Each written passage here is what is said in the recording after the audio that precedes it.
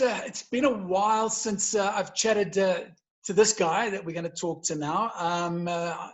So just by way of introduction, I met him on a webinar not so long ago, and since then we've been talking quite a lot and getting to know one another. And it's a huge honor, a huge privilege to be chatting to him. The man I'm going to introduce you to, his name is Eugeniu Procopi. He's a European referee. Rugby is in his blood. Now, from a South African point of view, we are used to seeing and hearing everything very much from the Southern Hemisphere side of things.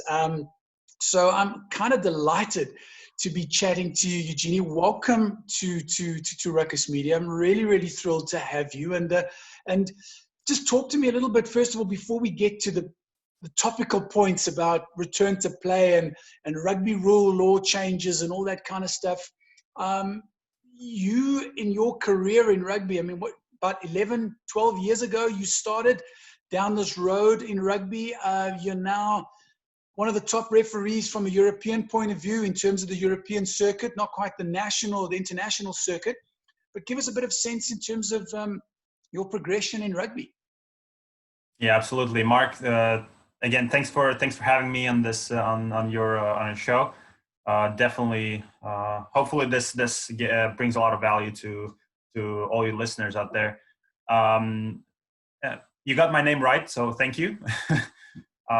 It's very hard for for everyone out there to do it, but as you mentioned, I've been in rugby. I played before refereeing, so I got into the game when I was 7 years old. My dad is a rugby coach, so he's grown 4 generations of players within one club. So that's a lot of work, and I was part of early generations, and what I loved in the game and what I love now is all the values that the game provides. You know, the teamwork, the respect, and so on, the integrity, and these are the values that aligns not with the game itself, but with the life. You know, so that's why I really love the game. And fast forwarding, when I was about 12 or 13, I still can't remember right now because it's been a long time, but it was around that time when I wanted to, and this is my story of how I got into refereeing. It's basically, I went to one of the trainings of my dad's older generation, and I wanted to play. And he was like, no, because it's too dangerous. And I wasn't realizing at the time. But he offered me the whistle instead. And he was like, go and run around and have fun, because having a person dedicated to do that on the field, even if it's not qualified or not trained and so on, is better than having someone on the field, players refereeing the game. So that was actually the beginning of the journey. And between 13 and 16, I was playing and refereeing. And then at 16, when really big opportunities hopped on my way, I was like, why not to dedicate myself fully into refereeing? And I never looked back, and I enjoyed every single moment, every single trip, and every single person who I've met on my way. So I'm really grateful for this. And fast forwarding now, nowadays I'm representing Moldova on the international level. So that's for now Rugby Europe competitions. In the area of, if someone is familiar with how it's structured, the rugby international path is structured, there are about 5 international competitions. So I'm around third and fourth, depending on the season and how it goes. Of course, my goal international is to go up, and I'm working hard every single day doing that. But looking again, I got international when I was 2 years ago, 2018. So it's still, and I'm 26. I'm still young, so working hard to get there, and again enjoying every single moment of it. Eugenie, just talk me through a little bit of of that process to move up? I mean, we see the top referees, we see the top Australian, New Zealand, South African referees, the English referees, and generally it's those 4 or 5 countries that have the top referees. We're not seeing as many of the other countries, if I can call them more fringe countries, coming through in terms of the top refereeing. How tough is that process to move up, like you say, the 4 or 5 levels to become and get to that pinnacle of refereedom? It's a good question, Mark. Personally, I don't have a black and white answer to that. But I'm a person that looks at actions. So what I've seen lately, coming from World Rugby and selectors and so on, is that as we move into the future, more the smaller countries, lower tier countries, are giving the opportunity to those referees to get into those competitions. And as we talk, in Europe is right now it's been a huge shift in referees structure, referees management structure lately. So it was last year, and the new management is giving a lot of opportunities, and every country in Europe is getting the opportunity to showcase their referees, their work. And all the referees are getting a shot at going up. And it's all about, it now comes to the referee on being genuine and showing that he's capable to referee higher challenging and higher challenging games. And this is how you go forward. But for me, a clear example of why when it comes from World Rugby Europe to World Rugby, because it's different competitions now. We're talking moving from European Championship, like where countries like Georgia, Russia, Romania, and so on are playing. We're moving to another competitions, which are under 20 trophy, or under 20 World Championships, or Rugby World Cup, Women's Rugby World Cup, and so on. Here is a little different, but what I love about lately about World Rugby is that they're working hand on hand with all the regional associations. So in our case is Rugby Europe. So they're working together. Rugby Europe sends some recommendations on who are potential to get to be challenged in order to get to the referee to officiate those games, those competitions.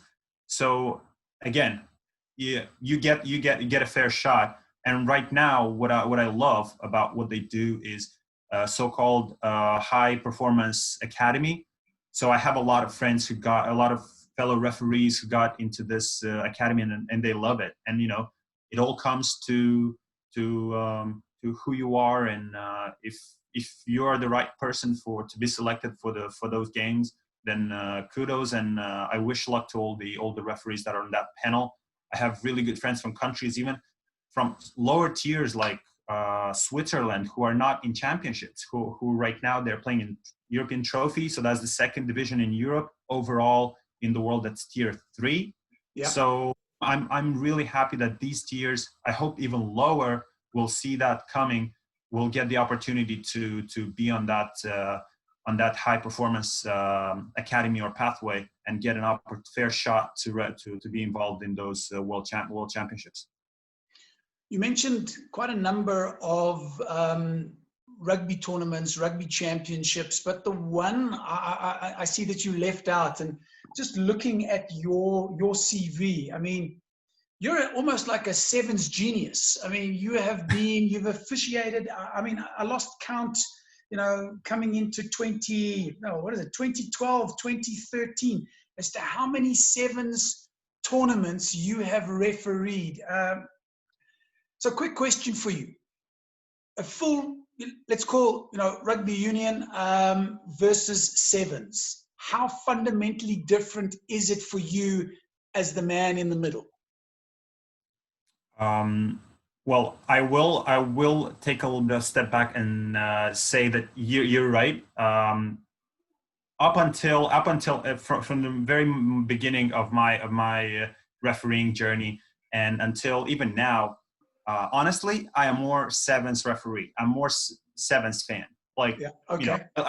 game. I'm still young, and we saw this trend in rugby that all the biggest referees, all the biggest names we see in refereeing, like Wayne Barnes and so on. Like it's just one name, but all these guys went through sevens, and then got to 15s, and I think that's a nice path. Although now we're transitioning towards where the choice should be taken earlier. So we see the trend of referees choosing either doing sevens or 15s because uh, we want more referees to be given the opportunity to go up to those levels. Okay. Uh, if there will be only 10 people and they will go from sevens to 15s, it's going to be only 10 people who are giving this entire journey opportunity rather than giving 10 and 10. And now you have 20 names who are on the world stage.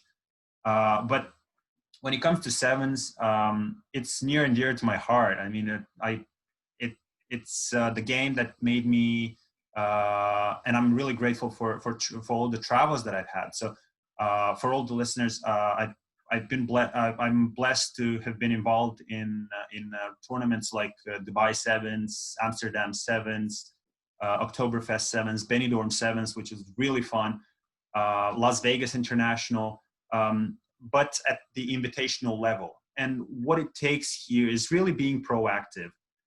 It's really that networking and connection with the with the referees from all over the world and telling your story and just a simple message like hey, is there a chance to get involved? You'll get a lot of no's. That's fine, but once you build your your resume, your experience, you'll be given a shot. And I can assure that you'll be given a shot if you're building that path. Looking obviously. Sorry for interrupting. And moving back to that 15s versus sevens thing. Well, we see the trend that 15s with all the new, and we'll get in that later in your discussion with with the new law changes or potential changes with taking in consideration the pandemic and so on. But when it comes to the main difference, of course, 15s being a game where is more management versus sevens where it's really quick. A lot of people want to just see speed, quick ball, fast players, and so on. A lot of tries. That's fun. When it comes to 15s, we see the trend that all the law changes are moving towards that fun as well. So we're setting quick standards in 15s in order to have quicker balls, less time in the breakdowns, and so on. So we were seeing that trend where we want more points being scored, more open play, more speed, more space. And I suppose that segues very nicely into the next question that I want to ask, because now during the pandemic, there's been a lot of discussion around the impact on sports, the impact on sponsorship, the impact on loss of revenue to the players, the impact on the fans no longer seeing their favorite game on TV, having to continuously watch replay after replay of matches that we all know the results of, although we love watching the moves, but it's kind of getting boring now and we want to get back to the real deal. But the topical discussion right now is all about return to play. And in the world of rugby, there's been a proposal of around 10 law changes. And just looking at sort of the impact there, that they're talking about temporary law trials relating to scrum, tackle, and the ruck and maul. And like you say, there seems to be this shift in terms of, making the game faster, more fun, particularly the 15s components to be more sort of sort of as fun as represented in the sevens game. But I think the big aspect is that these proposed changes are proposed. They are not finalized. They are not cast in stone, and federations have been asked to speak about them. We've seen a lot of athletes give their view on them, some of them not very nice views. From a refereeing point of view, your thoughts on these proposed law changes? Mark, that's a huge, I'll say that's a huge topic, what we're talking right now, and a huge question mark around it. First and foremost, when it comes to rugby and all the laws that are implemented, or all the law trials, we are thinking of safety first. So safety is paramount in the game of rugby, either when it comes to the contact, either when it comes to the height of the tackle, and in the current situation with pandemic, we're looking at the thing of how much time should two or more people spend in very close proximity to each other. All right. So all this for everyone listening, World Rugby published 10 recommendations. So these are under recommendations. So it's no law trial, it's no nothing, it's recommendations. So this means that the federations, the continental associations, and so on are recommended to do it, but it doesn't mean they have to do it. There are countries, I know countries that are using none of them for their upcoming season. But it's recommendation because different countries are at a different stage when it comes to the number of cases with COVID-19. Yeah. And like for example, we see countries like New Zealand and I believe Australia, which are really close to finish to win the battle completely with this pandemic. But we see countries like I'd say, even Italy or Spain, where still the fight is there, the trend is decreasing, but it's still there. So in order to not help the second wave of pandemic to go forward, there has been phases of the way of getting back into playing rugby and to get back in the field. And again, it all depends on the government of each country. So if that government fully allows at one point to be like you can hug each other, or being in close proximity or so on, I don't see why the I don't see why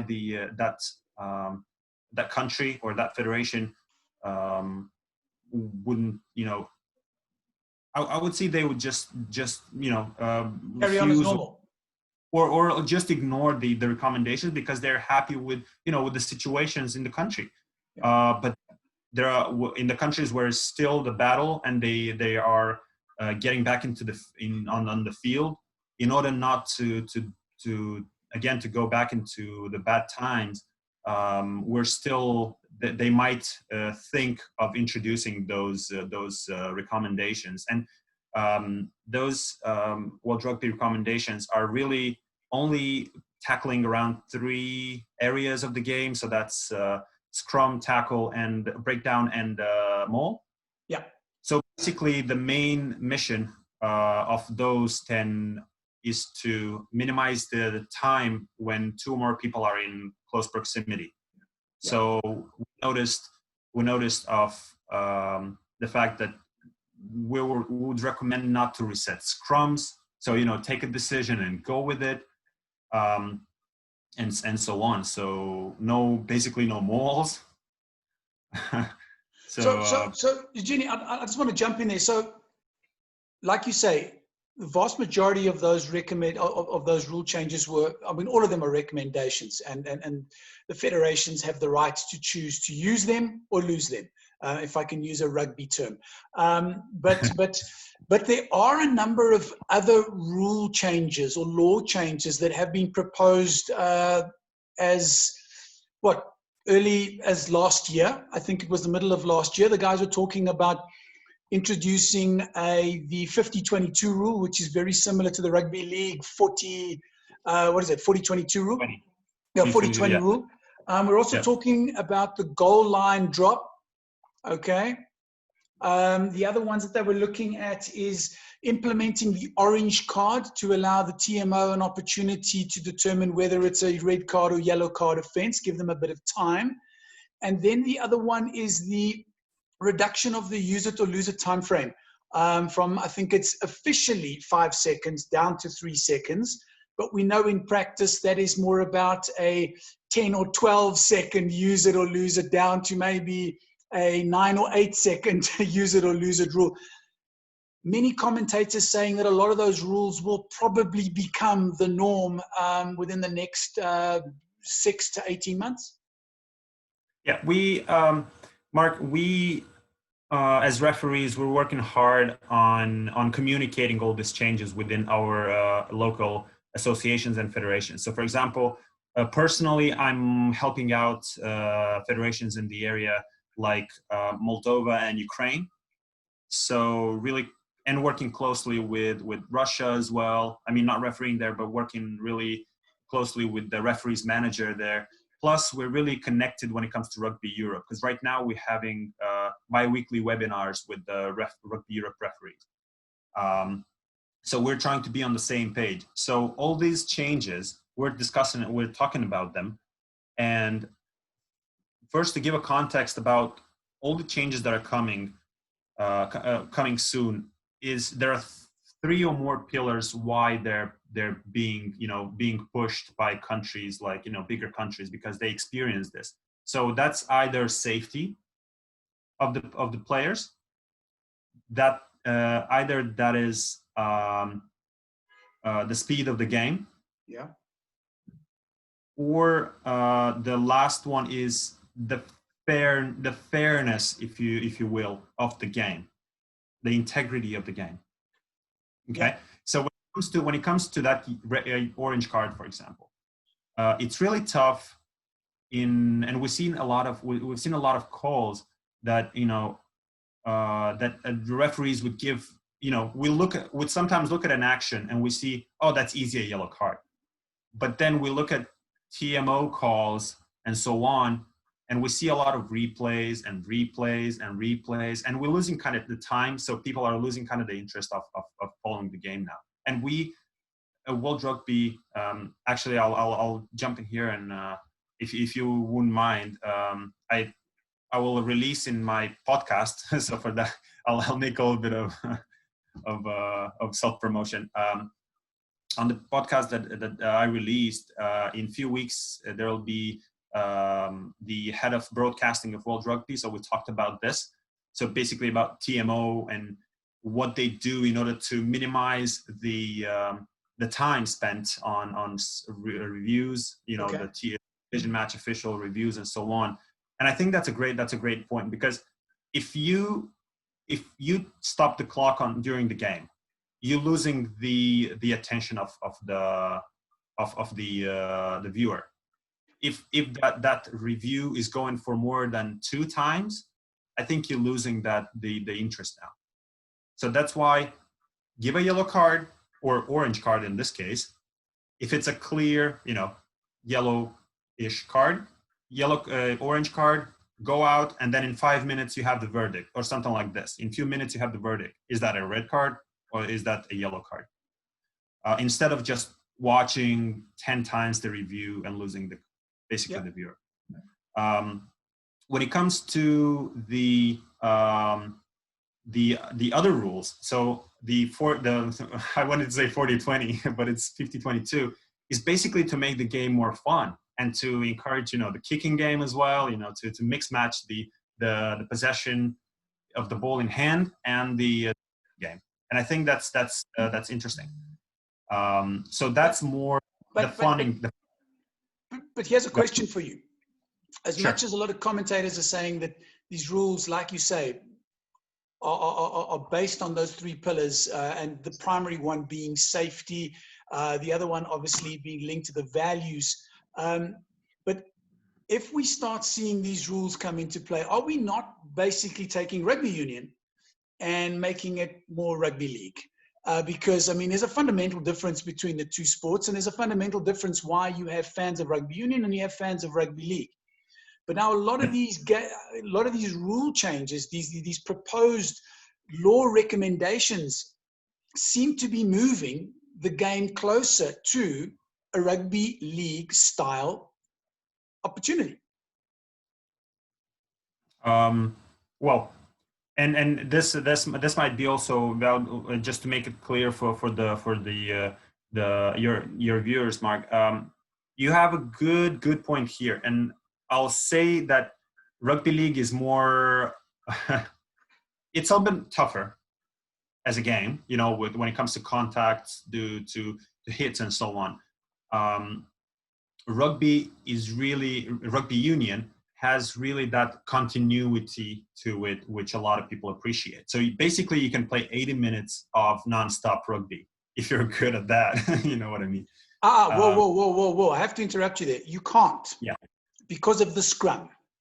And the problem with many scrums in the game of late, and once again, my personal opinion, is that the scrums are slowing the game down. The constant resets and sorry, to slightly go off tack. Another recommendation that I've also seen is, why don't we stop the clock when the scrum starts and restart the clock when the ball exits the scrum, because then you can have as many resets as possible and you don't have teams using the scrum, particularly in very close games, to run out the clock. So yeah, another little comment on the side. Regarding this, I wouldn't stop the clock purely because you're losing the viewer. Like, nobody wants a game to be effectively on the clock to be more than 2 hours. And because let's call it fair, it's an 80 minutes purely playing time game, and people are expected to they're expecting to go on the field and to watch a rugby game for, let's say, 90 minutes, you know, maybe 100 minutes with the interchanges and so on, between the halves.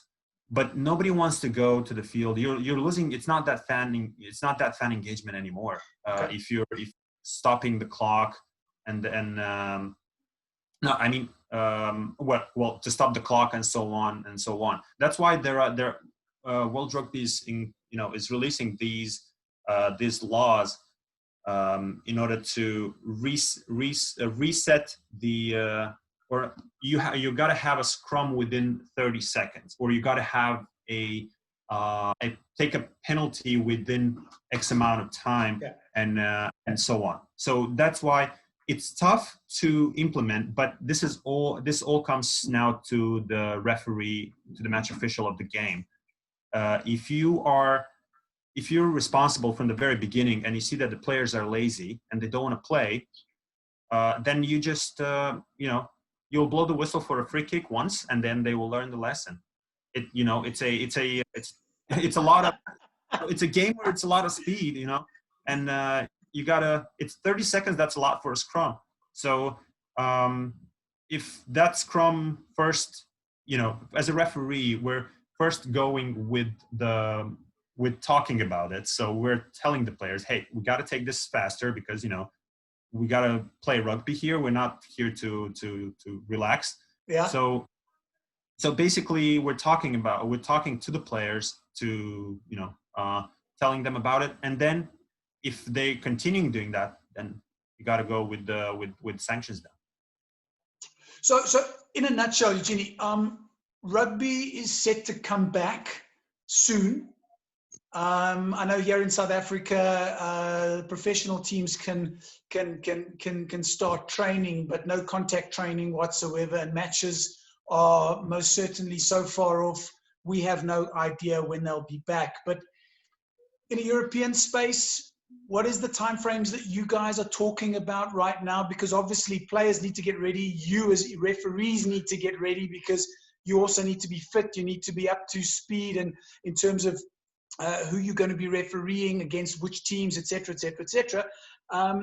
What's the current status of return to play of European rugby? Mark, for the context to all the viewers and listeners, how the things work here in Europe in Rugby Europe competition is usually the spring and the fall is the 15s time frame, and then the 7s is usually the summertime.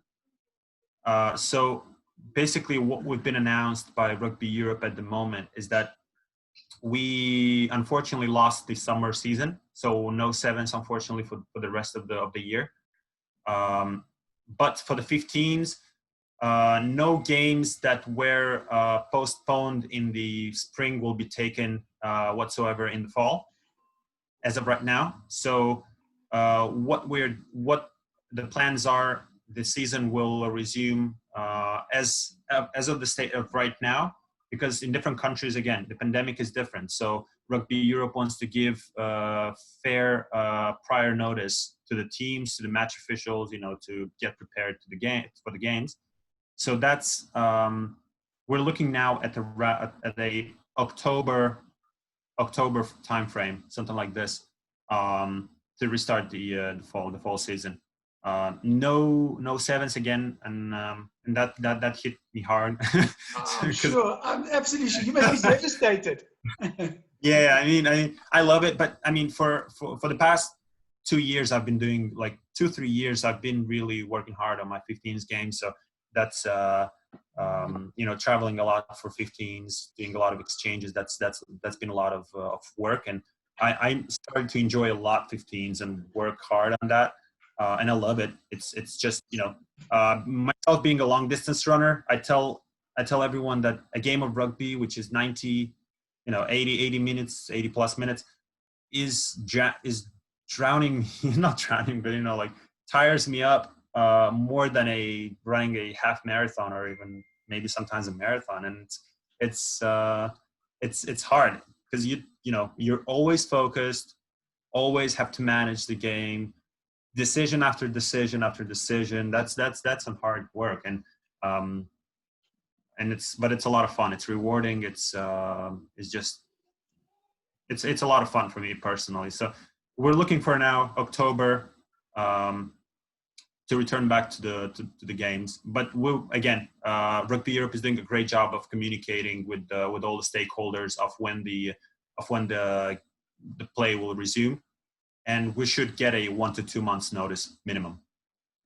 Well, that's fantastic news, especially for us as rugby fans. I know this weekend we see Super Rugby kick back in with Aotearoa taking place in New Zealand. So that should be fascinating for rugby fans to start seeing some live rugby again.